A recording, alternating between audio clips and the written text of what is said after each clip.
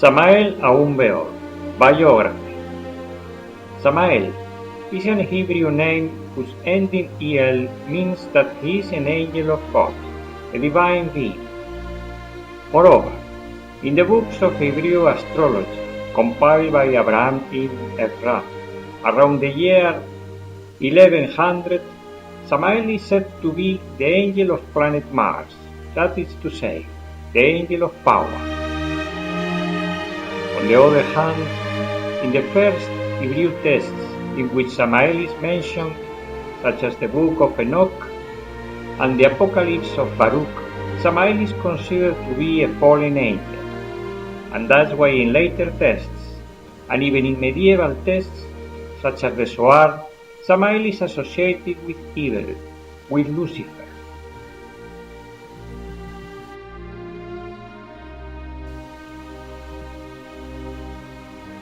And as a consequence of being considered a fallen angel in the Hebrew tradition, some rabbis derive the name Samael from Sam, blindness, or from Sama, poison, which is absolutely wrong, because Samael is a Kabbalistic name, which is associated to the Sephirah Geburah in the Kabbalistic tree. So it must be translated as severity of God, or power of God. See the Sacred Kabbalah, page 255, by Arthur Edward White. As a conclusion, we state that, according to Hebrew tradition, Samael would be an angel of God, the angel of Mars.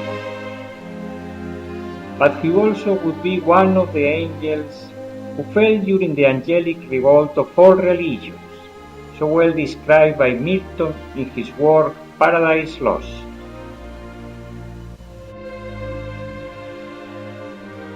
So far, we have summarized what Judaism relates about Samael. But we must add that something new happened in our present times, in the past century. A man called Victor Manuel Gómez Rodríguez, who was born in Bogotá, Colombia, in 1917 and died in Mexico in 1977, claimed to be the incarnation of Samael, a fallen angel, and he also affirmed that although he fell in the past, however now, in this time, he came back with a firm purpose of rising from the mud of the earth in order to become a divine being again. And he succeeded.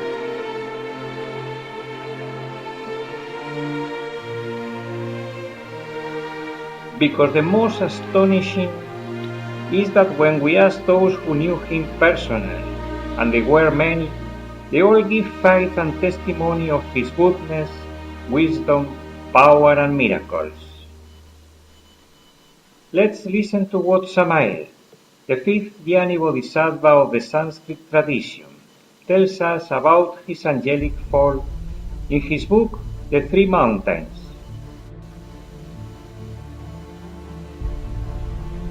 He is talking with Hoako, one of his disciples, who shows his surprise and says, I am astounded. Why, Hoako? Because I was perhaps the first to fall, or the last one?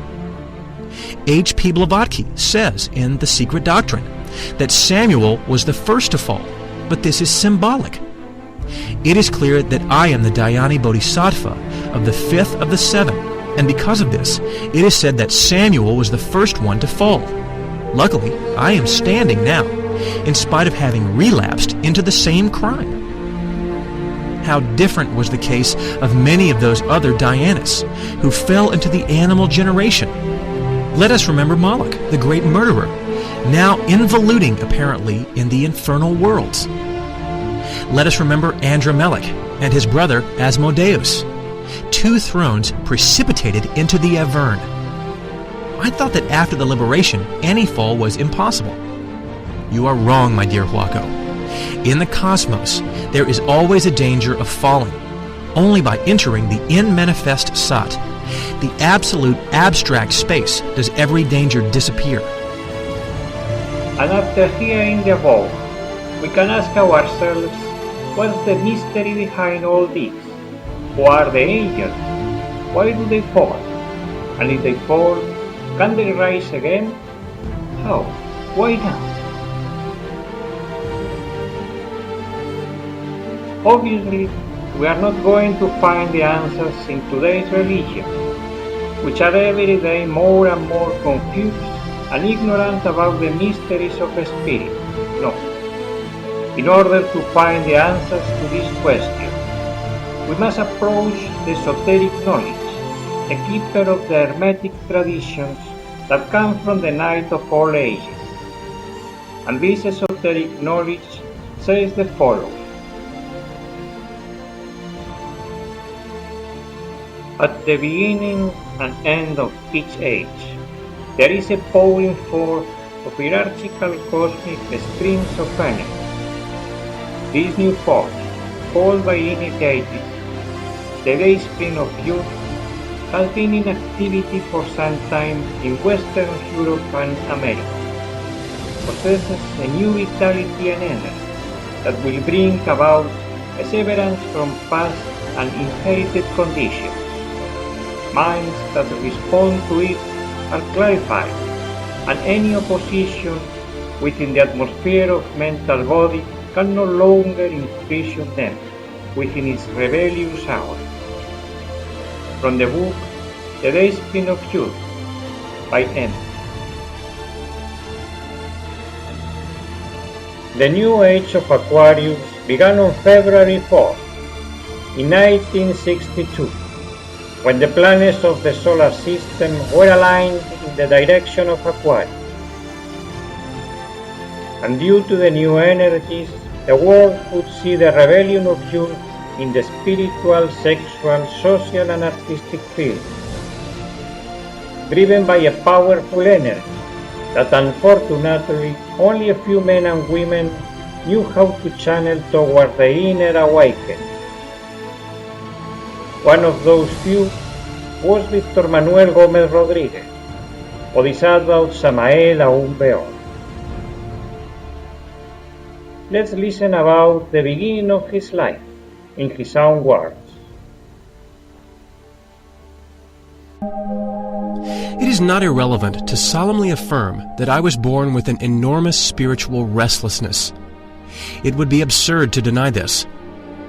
To many, it would appear unusual and unbelievable that there are some that can remember the totality of their existence, including their birth. I want to assert that I am one of them.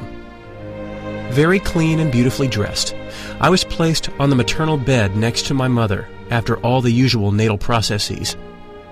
A smiling giant approached the sacred bed and looked at me. He was my father.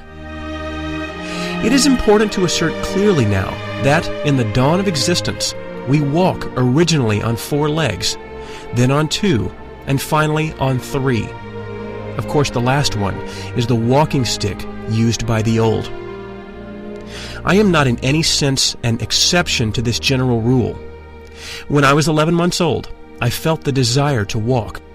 I managed to keep myself upright on my feet.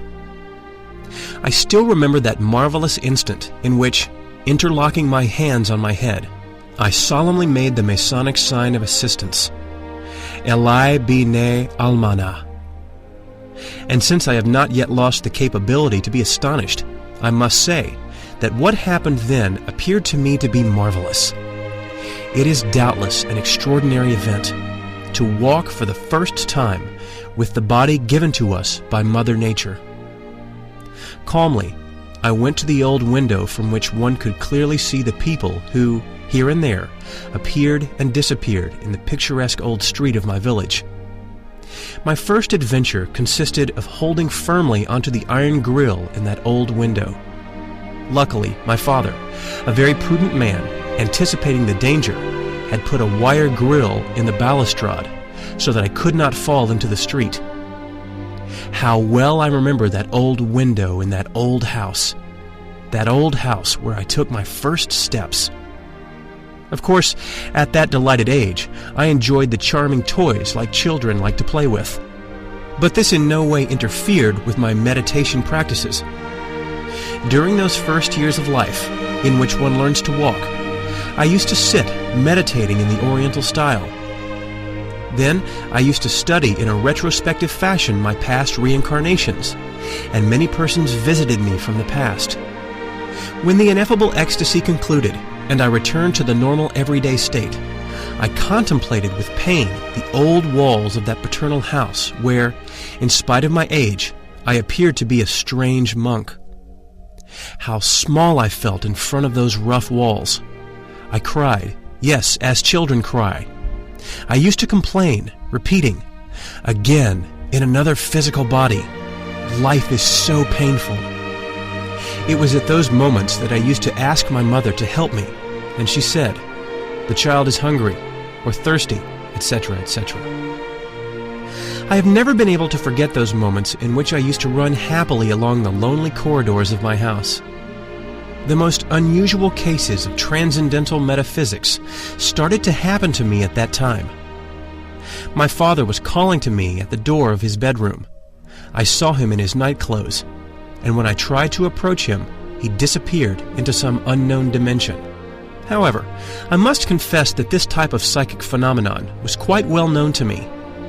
I simply came into his bedroom, and, after verifying directly that his physical body was asleep in the perfumed mahogany bed, I said to myself, "Ah, the soul of my father is outside because his physical body is asleep at this time."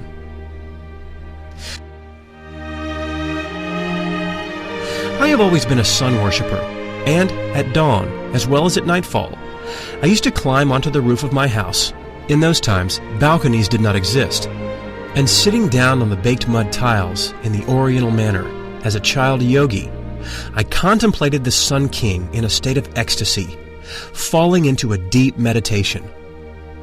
My noble mother suffered many scares when she saw me walking around on the roof. Whenever my elderly father opened the old door of his wardrobe, I felt as if he was going to give me that strange purple jacket which displayed golden buttons. That was an old garment which used to be worn by old knights, and which I have worn in my ancient incarnation, in which I was called Samael Aun Weor. Sometimes I imagined that in that old wardrobe one could find sabers and foils from the olden times. I do not know whether my father understood me. I thought that perhaps he could obtain some of those objects from a past existence for me. The old man would look at me, and instead of such garments, he would give me a cart to play with, a toy from the innocent happiness of my childhood. Having been raised with good manners, I must say that I was educated in the official religion of my people. I always found it unacceptable to play about in the back rows while the liturgical services were taking place. Since my childhood, I have possessed a sense of veneration and respect. I never shrugged my shoulders in the middle of a service. I never tried to get out of performing my sacred duties, or laughed, or tried to mock the holy things. Without wanting to entangle myself among thorns and brambles, I will only say that in a particular mystical sect, its name is not important, I found some religious principles that are common to all confessional religions in the world. But it happened that his parents divorced when he was a child, and the boy had to stay with his father and his stepmother, suffering mistreatment and hard corporal punishments. So at the age of 12, he had no choice but to escape from home and live in the streets. He had to endure a hard childhood and youth, and later on, he commented that at first he didn't understand why his sinner father made him live such a hard childhood and youth. But later in time, when facing the hard trials of initiation, he understood how useful it was to him to get strong in those early stages of life. Let's listen to his own words, talking about the hard disciplines applied by the gurus of past times.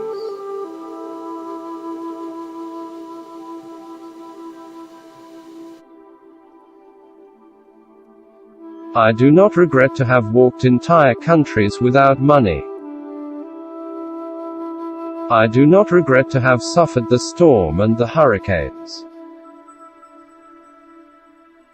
I do not regret to have arrived to the towns in which nobody knew me, and without a cent in my pocket. In that way I began, and it was really useful. I began in a natural way.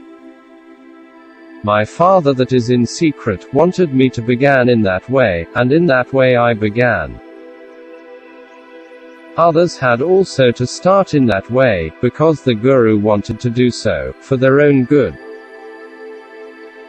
I know the case of a Guru, of piercing black eyes and black moustache, that organized a caravan. He passed through entire countries in order to arrive to Persia from Russia. Men and women, walking, some of them with bleeding feet, sleeping in the mountains, exposing themselves to the wolves, but strong in their discipline. And in this way they arrived to Persia, just in order to find a house to live in. Somebody could say, nonsense. How is it possible to travel with a group of people, through the ice, through the mountains, sleeping in the jungles, exposed to the wolves, and the winter? What could be the reason of all of that? It seems something absurd. Just to arrive to a rented house. It was not necessary to go through such a suffering in order to arrive a rented house. They could have traveled by car or by plane. The Guru knew what he was doing. If the disciple turned to the right, the Guru turned to the left. And if the disciple turned to the left, the Guru, as to the horse, turned the reins to the right. And by suffering a little bit, his disciples formed themselves from the beginning in the hard discipline, and they became excellent disciples. I also had to form myself in the beginning in such a hard discipline. My Father that is in secret wanted it so. I didn't understand it in the beginning, but much later I understood it. He had followed with me the same process that the gurus of the ancient times have followed with their students. First of all, making them to undergo hard trials. And there is no doubt that the students who went through those trials became very good ones.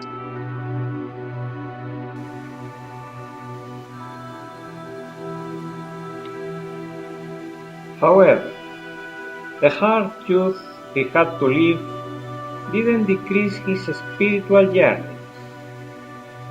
On the contrary, now he was 16 years old, and he was eagerly looking for the secret path.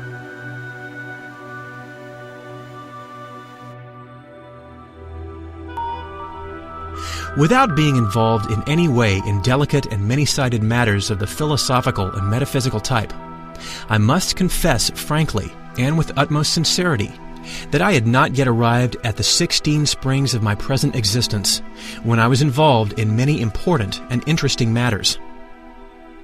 With infinite eagerness, I decided to analyze in detail the problems of the spirit under the light of modern science. I was very interested then in the scientific experiments of the English physicist William Crookes, eminent discoverer of the radiant state of matter, and of thallium, illustrious member of the Royal Society of Great Britain. In my opinion, the materialization of the ghost of Katie King actually in the laboratory were sensational. This subject was studied by Crookes in his Measurement of Psychic Forces. Having been taught good manners by my parents, and without trying great oratory feats when engaged in public speaking, I was giving lectures to the Theosophical Society at the age of 17 years. I received the Theosophist diploma from Jinnarajadasa, illustrious president of that august society, whom at the time I knew personally. Being quite sure of my temperament, I then became well informed concerning the strange, mysterious knocks in Rochester, the classical psychic phenomena at the farm belonging to the Eddy family, where the Theosophical Society was born.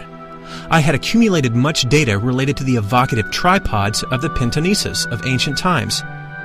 I knew about haunted houses and of post-mortem apparitions and was well acquainted with all telepathic phenomena.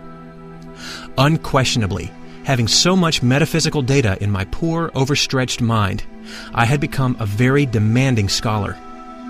However, I sincerely wished to give shape to my heart by means of the good theosophical criteria, and I had a real feast with the works I found in the rich library. With mystical surprise, I found an inexhaustible spring of divine knowledge in the pages of the Secret Doctrine, the extraordinary work of the venerable great master Helena Petrovna Blavatsky, the sublime martyr of the 19th century. Once finished with the theoretical studies of a theosophical type, I intensely practiced Raya Yoga, Bhakti, Jnana Yoga, Karma Yoga, etc., etc., etc. I obtained multiple psychic benefits from the practical yoga commended by this venerable institution. Since the most worthy master, HPB, always considered the Hatha Yoga as something inferior, I wish to assert that I was never interested in this branch of the Hindustian yoga. Much later, I was invited to a great assembly of the venerable Great White Lodge, where Hatha Yoga was proclaimed as black magic.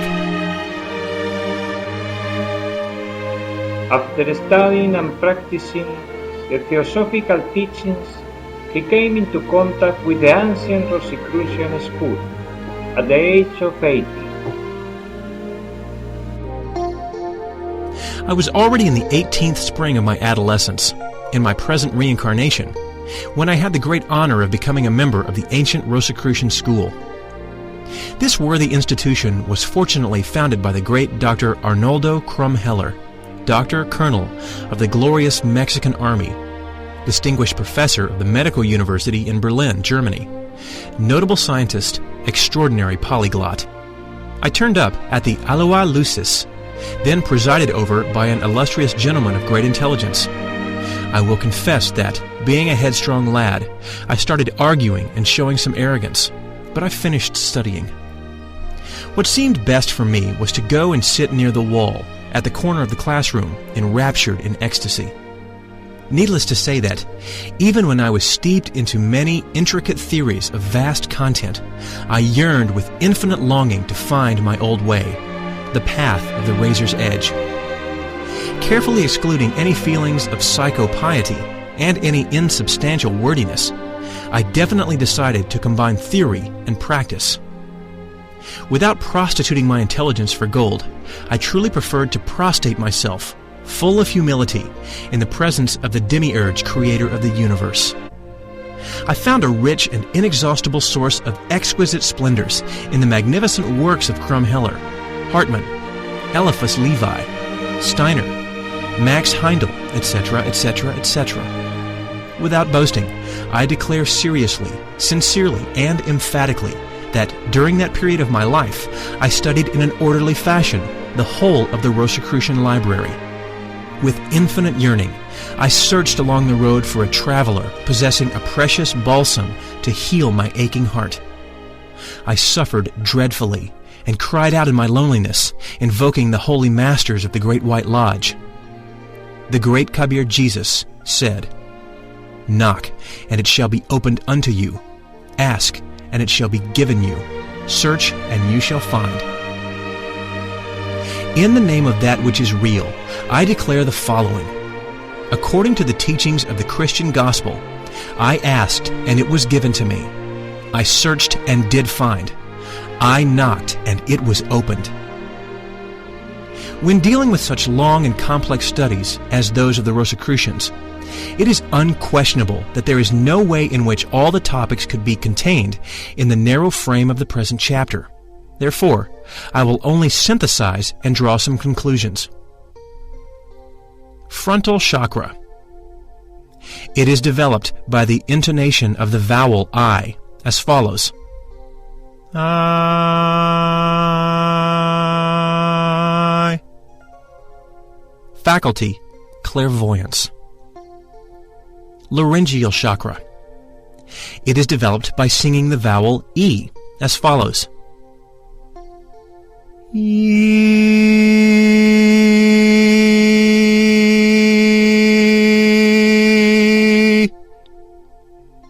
Faculty, magic hearing. Cardiac chakra. It is developed by vocalizing the letter O as follows. O.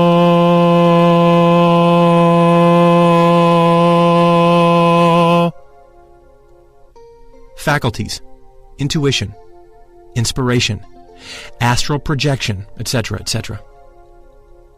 Umbilical chakra.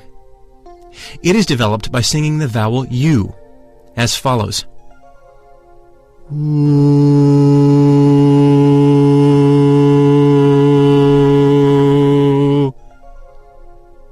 Faculties, telepathy. Pulmonary chakra. These are developed by singing the letter A as follows.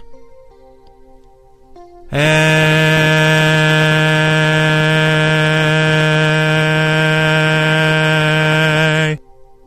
Faculty, remembrances of past existences. I-E-O-U-A is the order of the vowels. All mantras are formed with these letters. Dr. Krumheller used to say that an hour of daily vocalization was better than reading 1,000,000 books on pseudo-esotericism and pseudo-occultism.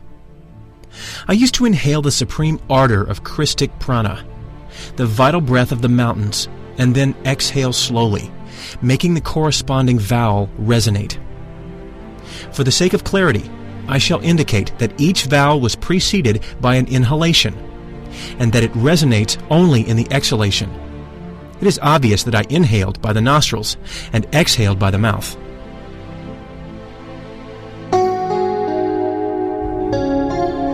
Concrete results.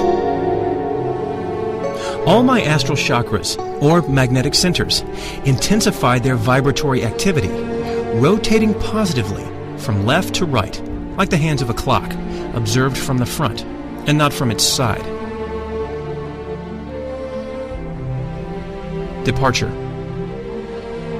Just before I left this worthy institution, the professor said, "None of those present here should dare to characterize himself as a Rosicrucian, because all of us are nothing but simple, ordinary candidates to become Rosicrucians."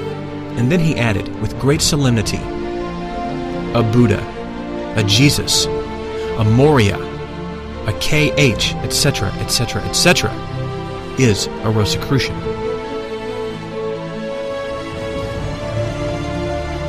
Thanks to this practice and others that he gave in his different books, he extraordinarily developed all his chakras and his extrasensory perception.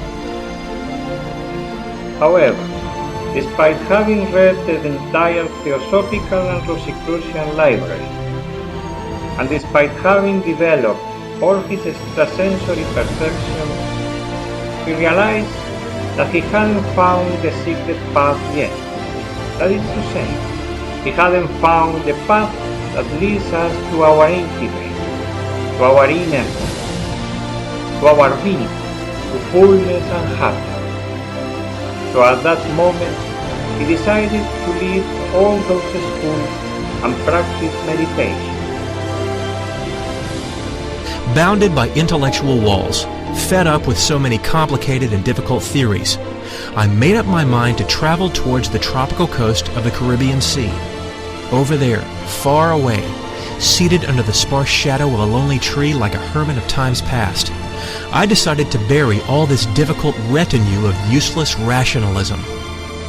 With a blank mind, starting from radical zero, sunk in deep meditation, I searched inside myself for the secret master. Without hesitation, I shall confess with sincerity that I took very seriously that sentence from the Gospel of Ancient Wisdom that says, to the letter, "Before the false dawn appeared over the earth, those that survived the hurricane and the storm praised the intimate, and the heralds of the dawn arose in front of them." Obviously, I was searching for the intimate. I adored it in the secret of the meditation, worshiping Him. I knew that I would find it inside myself, in the unknown depths of my soul, and I did not have to wait long for the results. Later on, I had to leave that sandy beach to take refuge in other countries, other places. However, no matter where I was, I continued my practices of meditation. Lying in bed or on the hard floor, I arranged myself in the shape of a burning star, legs and arms open at right and left, with the body totally relaxed. I closed my eyes so that nothing in the world could distract me. Then I became intoxicated with the wine of meditation in the glass of perfect concentration. Unquestionably, as I intensified my practices, I felt that I had really got nearer to the intimate. The vanities of the world did not interest me, knowing full well that everything in this valley of tears is transitory. The intimate and its secret, instantaneous answers were the only things that really concerned me. There are extraordinary cosmic festivals that can never be forgotten. This is well known by the divines and the humans. At this moment, when I am writing these lines, the pleasant dawn of my happy day comes to my memory. From the interior garden of my home, outside the planetary body, kneeling humbly down, crying out with a great voice, I called the intimate. The Blessed One crossed over the threshold of my mansion. I saw Him come to me in triumphant progress. Dressed in a precious zephyr and a white ineffable tunic, the Adorable came to me. I contemplated Him happily. The crown of the Hierophants glittered splendidly on His heavenly head. His body was made out of happiness. Those valuable jewels mentioned in the Apocalypse of St. John shone beautifully in His right hand. The Lord gripped strongly the wand of Mercury, the scepter of the kings, the baton of the patriarchs. The Lord of perfections took me then to the planet Venus, very far from the bitterness of this world. In this way, I approached the intimate by the secret path of internal deep meditation. Now I speak because.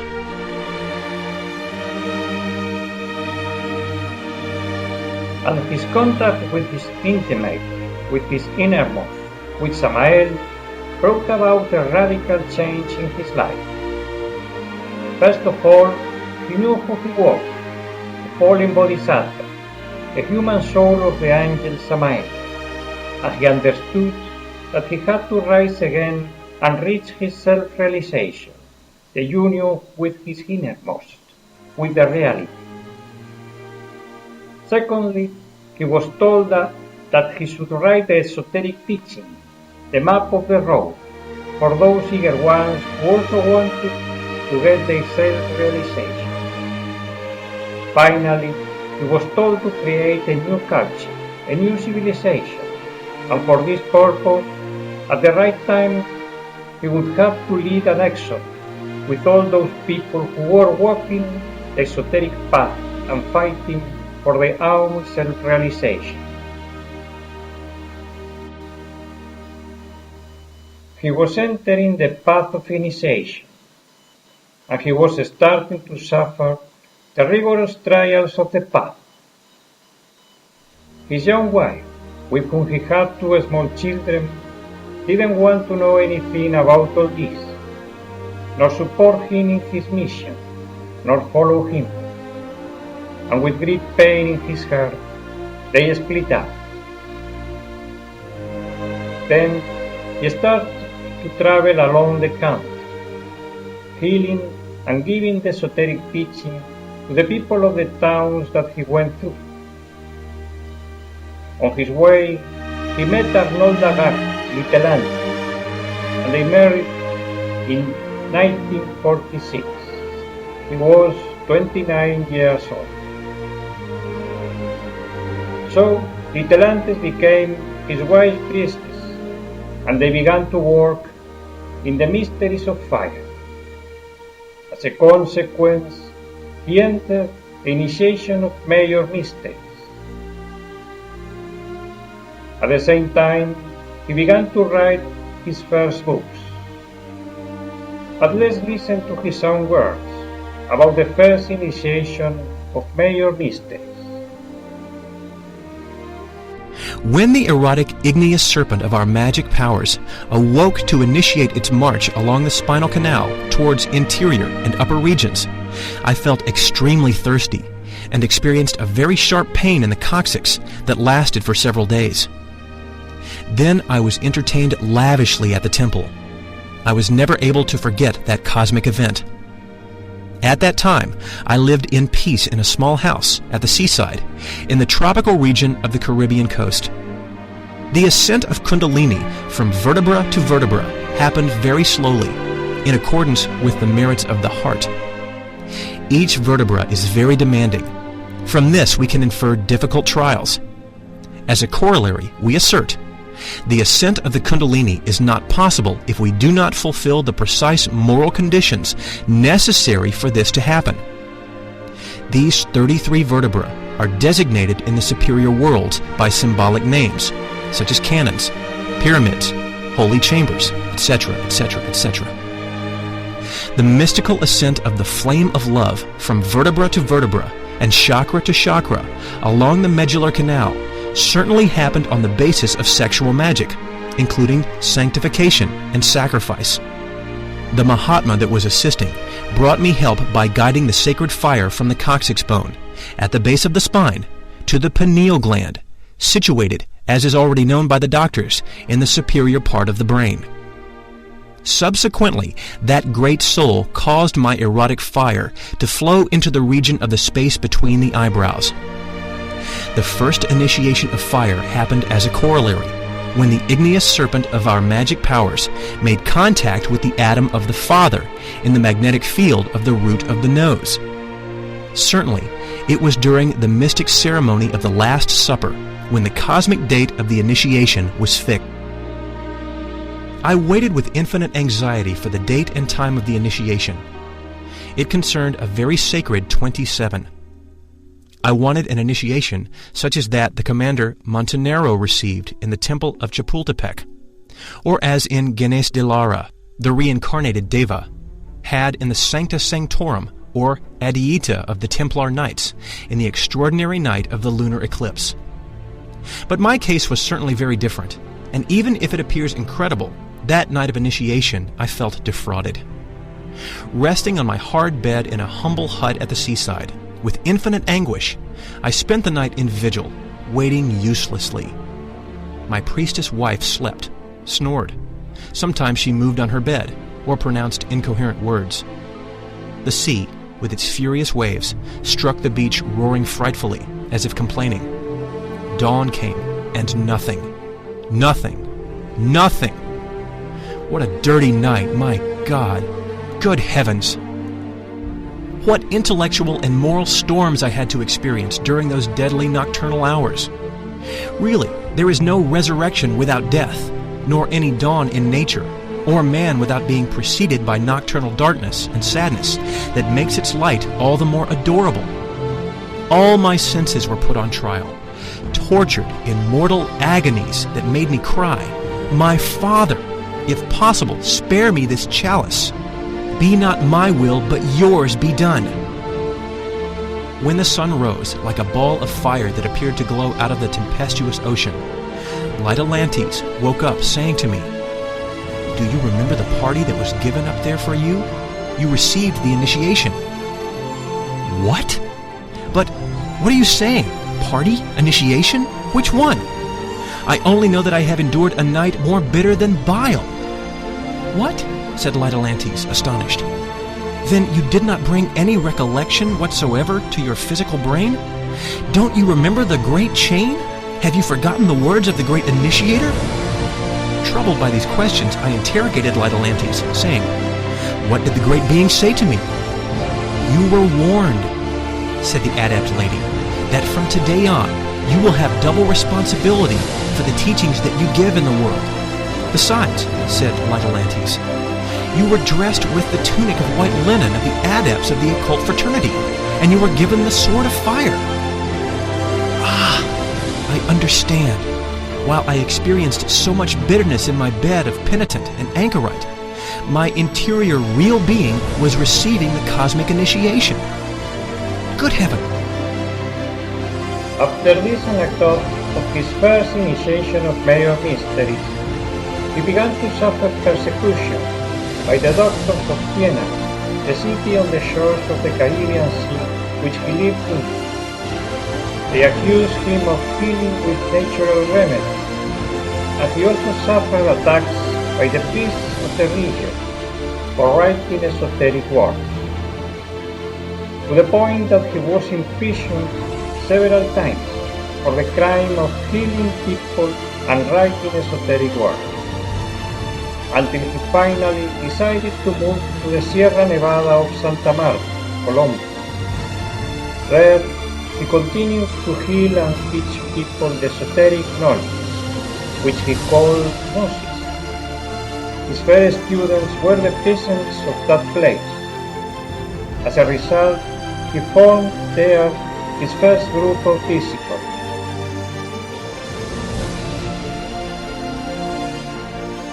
Also there, in the Sierra Nevada, he rebuilt an ancient temple excavated in the earth, which he called the Summum Supremum Sanctuary.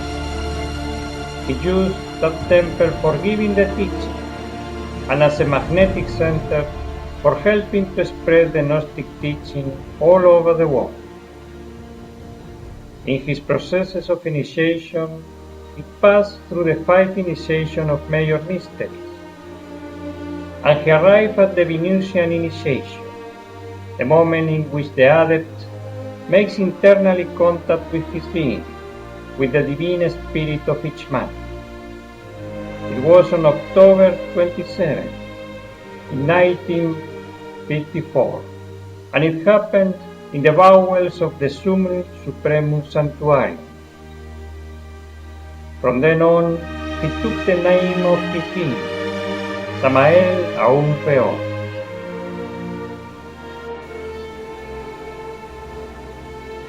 Along with his inner work in the path of initiation, he went on forming more disciples there in the Sierra Nevada, and these disciples started to travel through the country, spreading the Gnostic teaching. Besides, he continued to write books. From those first years of his esoteric path, we can mention works such as The Perfect Matrimony, Zodiacal Curse, The Revolution of Bell, Secret Notes of a Guru, Treatise on Occult Medicine and Practical Magic, Igneous Rose, etc. Let's listen to his own words about those times. In the tropical slopes of the Sierra Nevada, near the Caribbean Sea, I had to recapitulate patiently the diverse initiatory esoteric processes of the 3rd, 4th, and 5th initiations of fire. I lived there in austerity with a certain group of select Gnostic students, very far from the fuss of vain intellectualism. Thankfully, these honest and irreproachable anchorites had built for me a simple dwelling using wood from those forests. I want to evoke now, at least for a moment, all those illustrious men, some of whom now excel as notable international missionaries. From my old Mexican land, I salute you, illustrious sons of the South American Sierra Nevada. I wish also to include in my salutations your wives and children, and the children of your children. How happy I was staying in that refuge in the deep forest, far from worldly noise. I returned then to the elemental paradises of nature, and the princes of fire, air, water, and the perfumed earth gave me their secrets. However, his job of healing people with natural remedies and writing esoteric books continued to disturb doctors and priests, whose complaints and accusations against him hadn't stopped him. So they began to spread against him accusations of witchcraft and worse things. Persecutions. How happily we lived in our huts in the lonely forest. Unluckily, new persecutions started. Profane people from the neighborhood villages began propagating various slanderous lies against me. The gossiping of the ladies, the lies of the gentlemen, the deceits, assumed monstrous shapes and started a tempest. In fact, I became the central character of the drama, against whom all sparks' flashes were thrown. Things were going from bad to worse every day, and at last the accuser, the informer, appeared. Having been alerted, the police looked for me everywhere with express orders to apply the law of flight. Certainly I was not for these poor gendarmes a simple agitator in the style of Paul of Tarsus, but something worse, a sorcerer from the Averne, coming straight from some mysterious witch's sabbath, a monster that must be jailed or killed. On a starry night, finding myself in a state of ecstasy, I was visited by a Mahatma who told me, "A large contingent of armed people is looking for you. You must leave by a different road." I must emphasize the fact that I always know how to obey the orders of the Universal White Brotherhood. Taking advantage of the silent night, I went down the mountain by a steep and difficult path. It was the year 1955, so he was 38 years old. Then he began a hard 2-year pilgrimage to different countries: Panama, Costa Rica, El Salvador, Guatemala, in which he continued to teach people the spiritual path, the gnosis of ancient mysteries. At the same time, he writes books that are sent by mail to Colombia for their printing. And as a result of all that, many groups of people interested in living the esoteric path start to appear in the countries that he went through. Finally, he arrived to Mexico, to the Federal District, where he definitely settled down for the rest of his life, with his wife and 4 children, 2 boys and 2 girls. In 1958, he came into contact with 2 important spiritual movements: the ALAS, Liberating Action of South America, presided by Mr. Francisco Propato, Master Luxemil, and the Aryavarta Ashram in India, presided by Swami Sivananda. In this way, the Gnostic movement reached a worldwide projection. There in Mexico, he continued to live his processes of initiation, and in 1962 internally entered a labor of Hercules. That's to say, he entered the second mountain of initiation, also called the mountain of resurrection.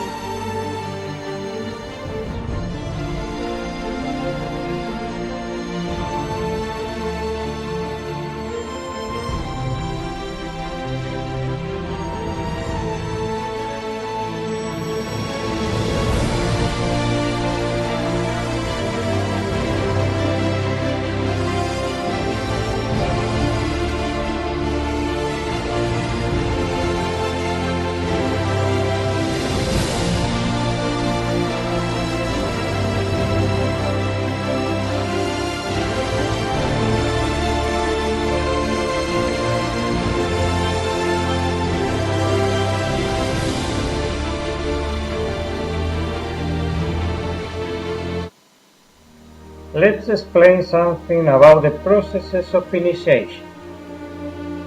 There are 8 initiations of major mysteries, which belong to the so-called, in esotericism, the first mountain of initiation. Afterwards, they come the processes of the second mountain, which are symbolically represented by the first 9 labors that Hercules had to do in Greek mythology in order to become a god.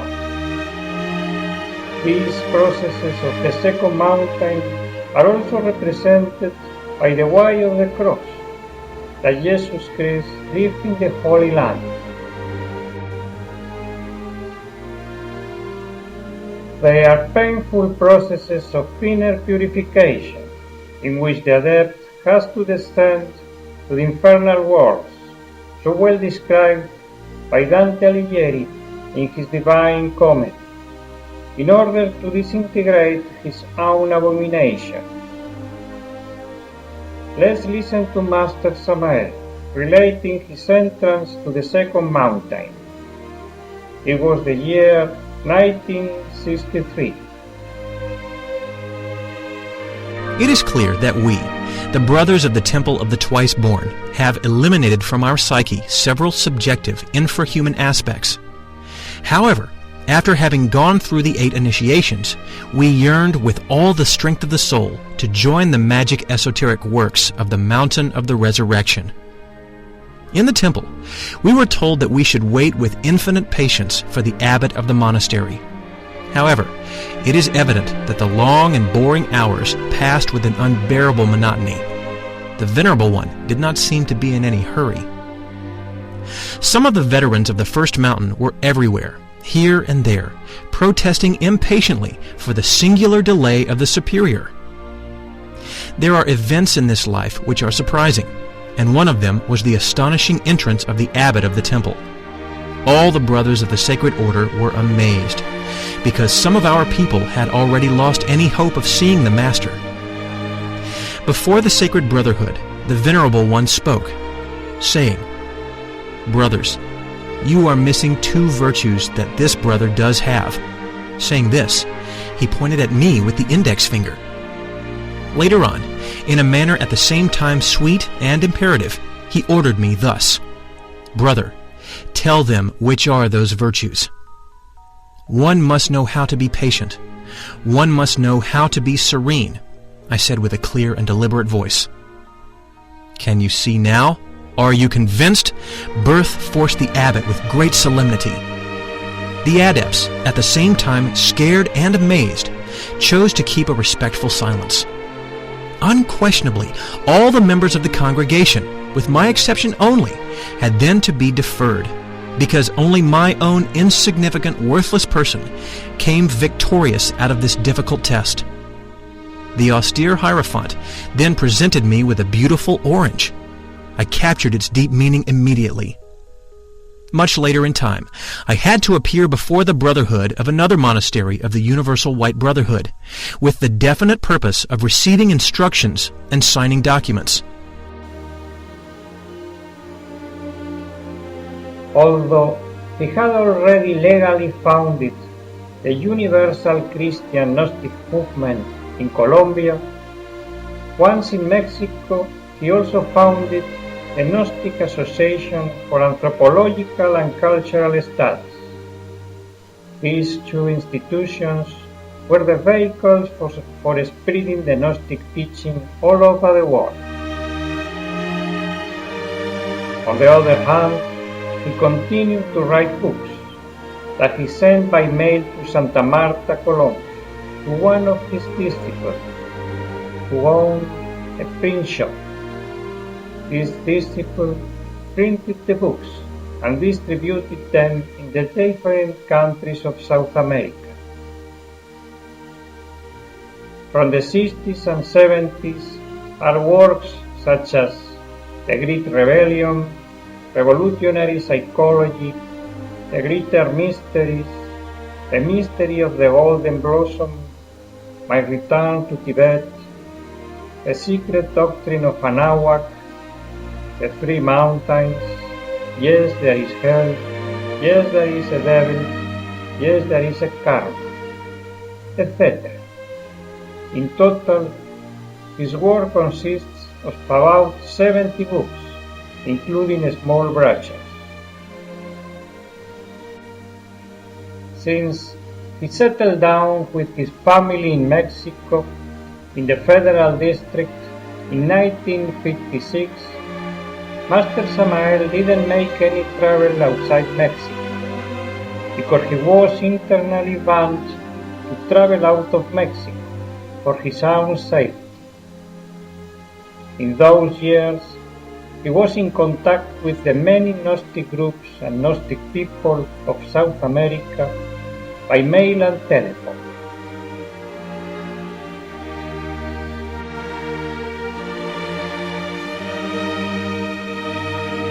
However, in 1975, he arranged the first international congress in Mexico, called the International Meeting of the Hermetic Culture, in order to attend to people and delegations from all over South America who wished to meet him personally. In this congress, Master Samael gave several lectures explaining the Gnostic esotericism, and he also carried out some practices in which many people witnessed his prodigious healing performed on several attendees who suffered from physical disabilities. At that time, Master Samael was 58 years old, and he was internally going through the last processes of the second mountain, also called the initiation of yoga, due to their great hardness.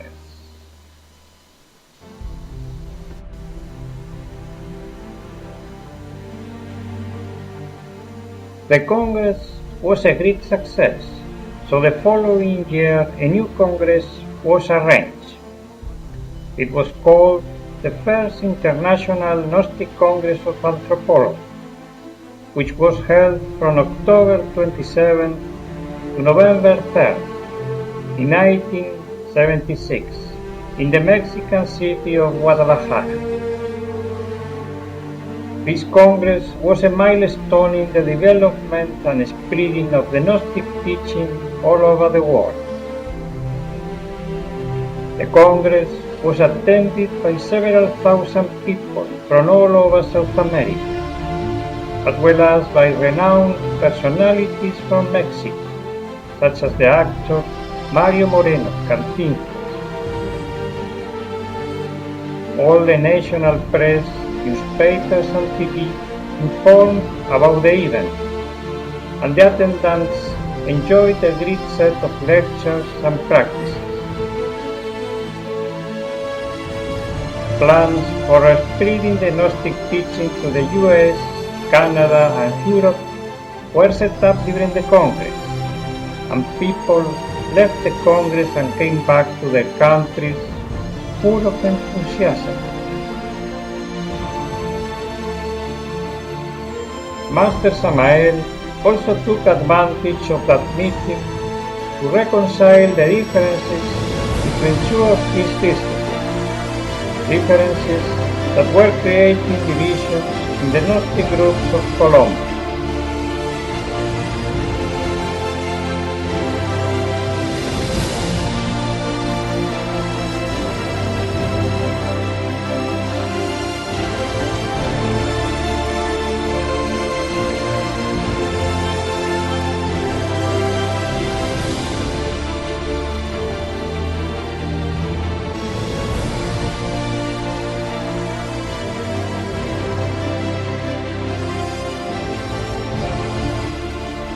Unfortunately, the effort of so many years of hard work and the hard internal processes of the high initiation were starting to harm the Master's health.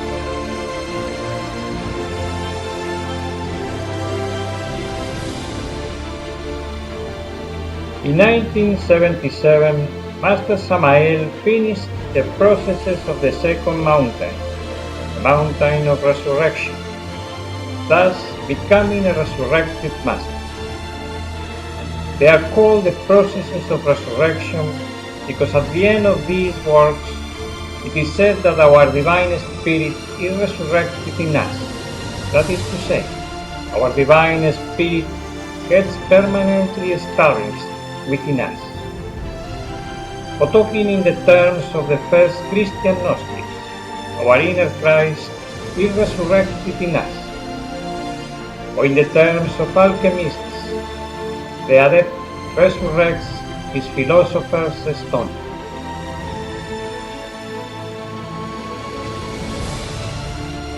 In other words, that adept is now clean of any defect, and with his inner being, his divine spirit incarnated in him, he is converted into a Christified man, into an archangel, into a superman, with powers over life and death. Thus, Samael, the divine spirit, the fallen angel of the right tradition, was risen again, established within his bodhisattva, within his human soul, whose personality in this existence was called Victor Manuel Gómez Rodríguez.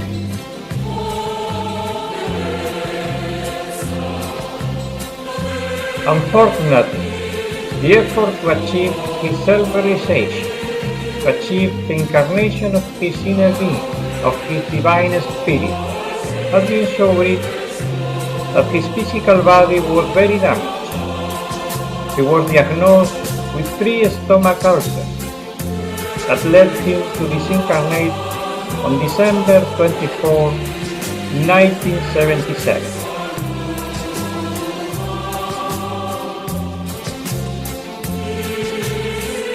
At that time, the Gnostic movement, the Gnosis of ancient mystery, was quickly spreading over Canada and USA, and in short time after his death, the Gnostic teaching arrived to Europe and Asia, under his direction from the internal world of consciousness.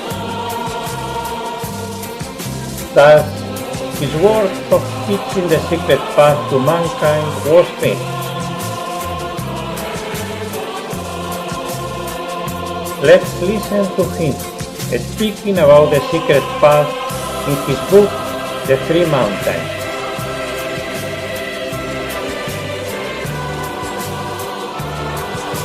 Without wishing to hurt any delicate feelings, we must emphasize that venerable institutions exist within the cultural spiritual environment of contemporary humanity, that sincerely believe that they know the secret path, while nonetheless they do not.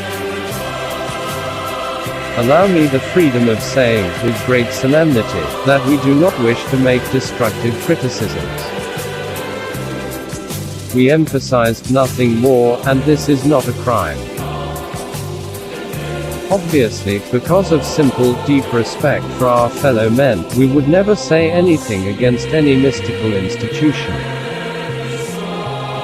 Human beings cannot be criticized for not knowing something that has never been taught to them. The secret path has never been revealed publicly. In terms which are rigorously Socratic, we would like to point out that many scholars, who pretend to know thoroughly the path of the razor's edge, not only do not know it, but ignore the fact that they do not know it. Without wishing to point at any spiritual organization, and without intending to hurt anyone, we shall simply say that the learned ignoramus not only does not know, but also that he does not know, that he does not know. References to the secret path appear in many ancient sacred texts. There it is cited and mentioned, in many verses. However, people do not really know it. The purpose of this work that you have in your hands, dear reader, is to show and teach the esoteric path leading to the final liberation. This is, then, one more book of the 5th Gospel. Goethe, the great German initiate, said, "Theories are grey, only the tree with golden fruits is green. And this is really life." In this new book, we only provide transcendental, living experiences, that which we have verified, that which we have experienced directly. The maps of the path must be drawn now, each step indicated with precision, the dangers pointed out, etc. Some time ago the guardians of the Holy Sepulchre told me, We know that you are departing, but before you go, you must leave for humanity the maps of the path, and your own words. I answered by saying, this is exactly what I will do.